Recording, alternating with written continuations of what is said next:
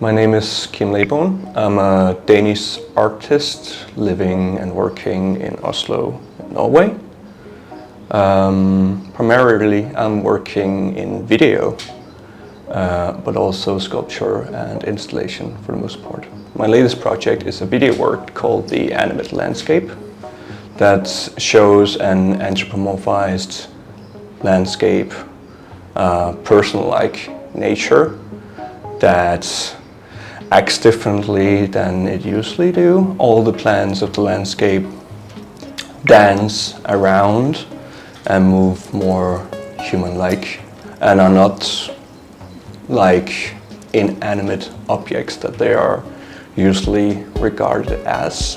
Primarily my video works the recent years has been with the landscape and the surrounding nature as a focal point, where they take the center stage instead of being backdropped, usually with human actors in the foreground, where not much is happening, but what maybe allows the viewer to stay there in the landscape and experience the stuff on their own. The past years I've made 3 video works that have had the landscape in focus.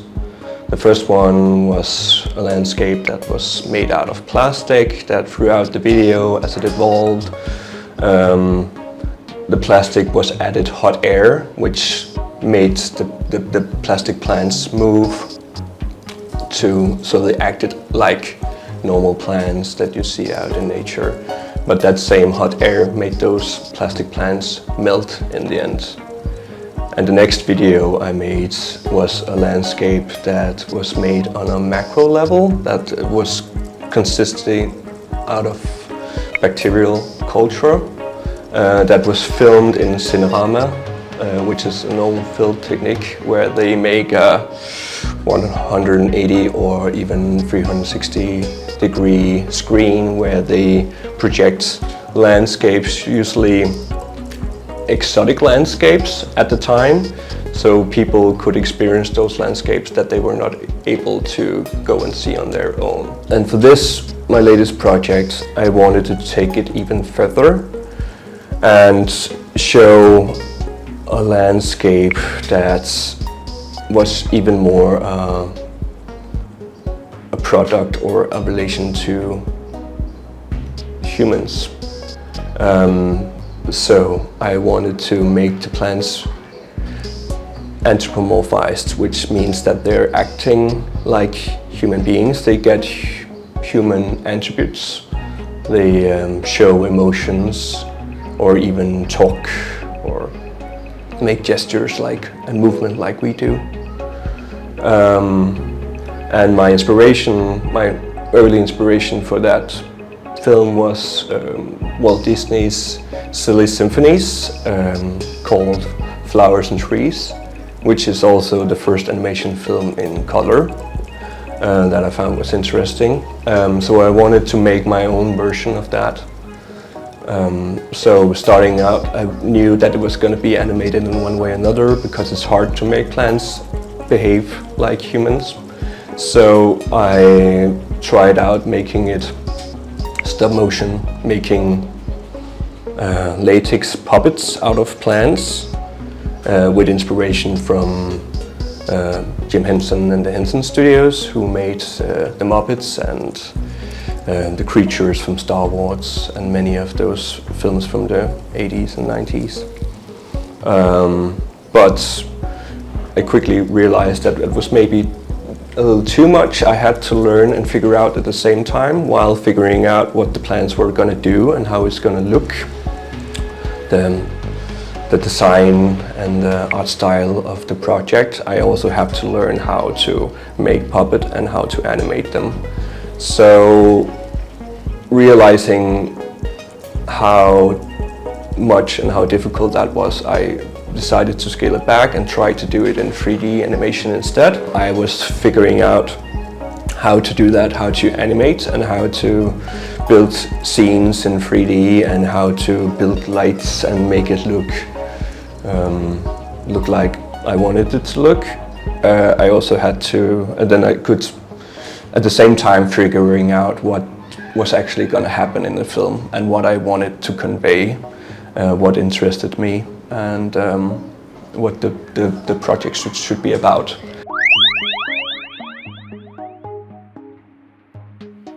When working in 3D animation, one thing that comes with that is that there is no sound whatsoever, because the 3D animation doesn't produce any sound, obviously. So what I had to do was to make all the sounds of the plastic plant dancing and gesturing on my own. So for that I used the technique of Foley, which is where you with your own body or with equipment, you illustrate the sound as you see it on the screen. A classical example is using coconuts to make the sound of the horses riding.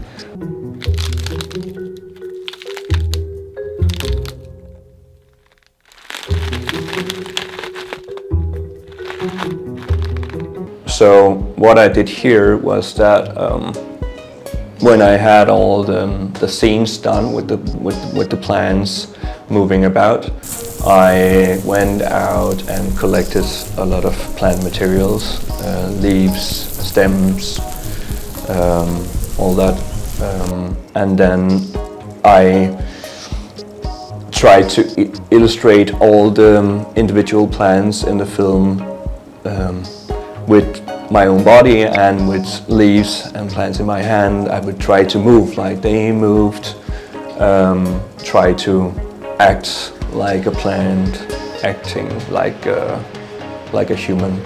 Gesture of doing that, I felt like added a lot to the project. It not only does it sell the imagery much better and makes it much more convincing. I used to work a lot more with the human figure, but came to a point where I felt like that it was too much on the nose, that it often got too locked in what's conveyed or what I wanted to say, that it didn't leave a room for interpretation in the same way. So as a result of that, I tried to remove the human being from the artwork, but quickly realized that that was impossible in many ways, because I, as a human being making the work, is already doing my interpretations and affecting the work, even though I try to strip it from the human presence. So when I realized that there's no way around it, I also realized that it doesn't have to be like that, you know, necessarily. That we cannot escape the human presence when we're doing anything. So I wanted to use that actively and make work where the human presence is very apparent all the time, even though it's not physically there in the image. So I started to look into the history of landscape paintings, for example, of how they never ever show the landscape of like how it actually looked, but it shows a version of the landscape, an interpretation of the landscape by the norms of the time or what people preferred to look at. Was the mountain in the background too small? We needed it to be a little more dramatic, we will put it to the foreground or make it bigger. From that entry point of landscape painting and going up through video art, or how landscapes are portrayed in cinema as a means of symbolism, for example.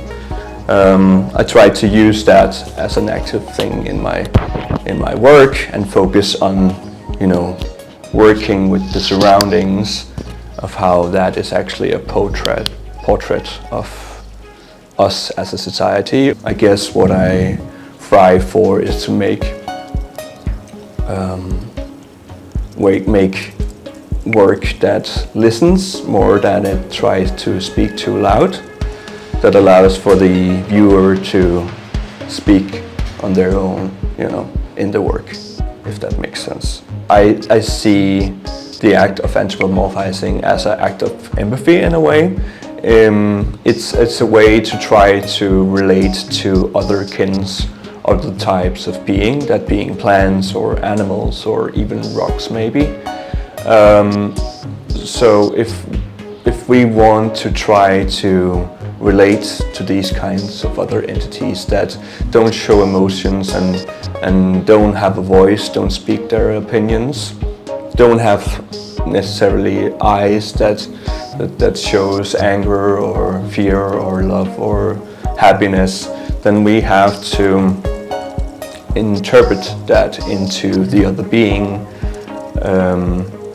and by doing that we can anthropomorphize that being and trying to mirror ourselves in attempts to try to better understand the other.